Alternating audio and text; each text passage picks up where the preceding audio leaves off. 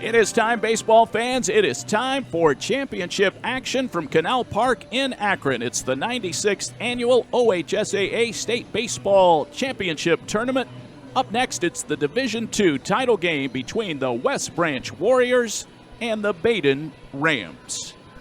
And he bats now with the bases loaded. Carmella at third, Arnold at second, Vangan at first. Chopped toward the middle, fielded by Mullinex, steps on second, throws to first. It's a double play to retire the side.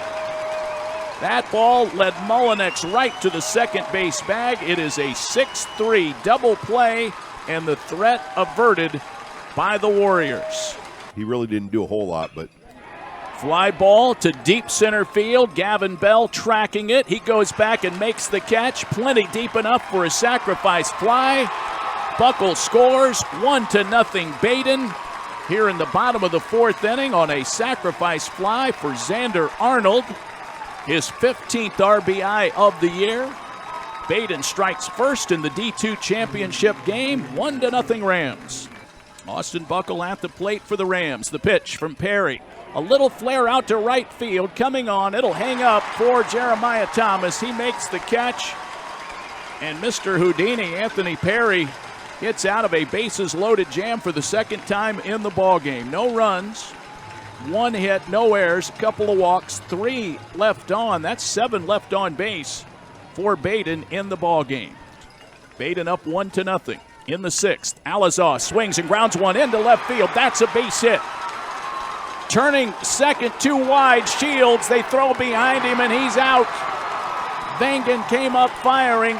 Shields rounded the bag at second. Too wide and could not get back. Alizaw a single. Then they get Shields at second on a 7-4 play. Shortstop to first to get Vangan out. Here's Cooper Ollis with 2 down and a runner at third base, and that all-important insurance run just 90 feet away.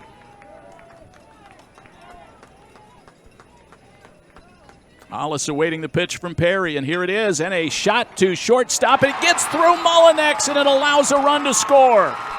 A one-hopper to the shortstop. Mullinex got leather on it, but then it trickled on through between the wickets. That makes it 2-0 Badin as Brink crosses the plate. West Branch needs base runners right now, Jeff. They can only get one at a time. Well, and you got a totally different look here with Verdun. He's going to Heidelberg. He's a side armor. He looks like he's like Kent Tekulve out there.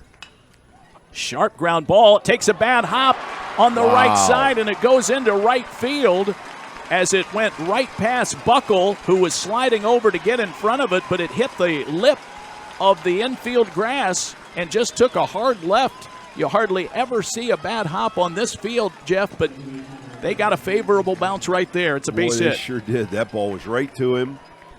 Now the bunt is laid down, picked up by Verdun, and he'll throw it over to first. Arnold stays home and takes the throw. They get the sure out. Sack bunt by Bell, his second of the day. Goes 1-3.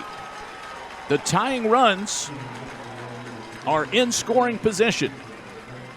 You could not ask more of an opportunity if you're West Branch to finally break through at the optimum time right here in the 7th. Key insurance run to score for Badin is swinging a ground ball slowly hit on the right side. It's fielded by the first baseman. They will have no play. A run scores. An infield hit for Boston Mullinex. West Branch on the board. It's now 2-1 in the top of the 7th inning. That ball was grounded on the right side, but Verdun was still on his way to first. They had no chance to get Boston Mullinex, the speedy runner. And so that leaves runners on the corners. And now it's a 1-run ball game. 2 balls, 2 strikes. Verdun is ready. From the stretch, the slender right-hander delivers a ground ball to second. Should get the tying run home. It's picked up by Buckle. He throws to first. Tucker drives in the tying run. It's 2-2 here in the top of the 7th inning. West Branch coming off the mat. Tucker, an RBI ground out, his 19th of the year. Mullinex to third. We're tied at 2. And here's Hunter Shields. trying to drive in the go-ahead run. And it gets away from the catcher, coming in to score. West Branch takes the lead as Mullinex crosses the plate. It trickled away from Carmella. Not sure how they'll score it, Jeff, but West Branch has a 3-2 lead. Bowling has flied out twice and walked once. 3-2 West Branch. Bottom of the 7th inning. The pitch. Swinging a fly ball to deep right field. Thomas on the run. He's way back. It's over his head. It's off the wall.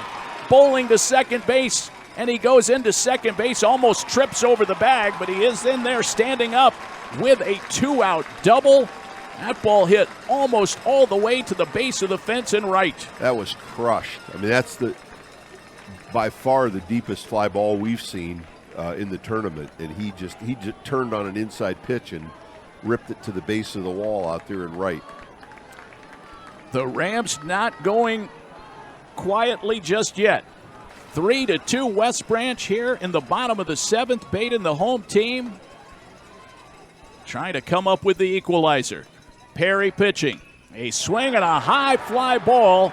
Shallow right. Backing out is Tucker, the first baseman. He puts it away, and the ball game is over. Beloit, this team has given you a championship.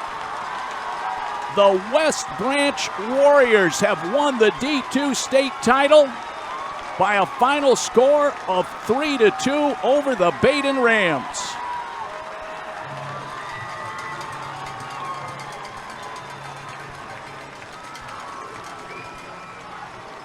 The West Branch Warriors celebrate a comeback victory here at Akron's Canal Park. A 3-run rally in the top of the 7th did it. And they escape with a 1-run victory. No runs, 1 hit, no errors, 1 left in the 7th for the Badin Rams. West Branch wins their first state title.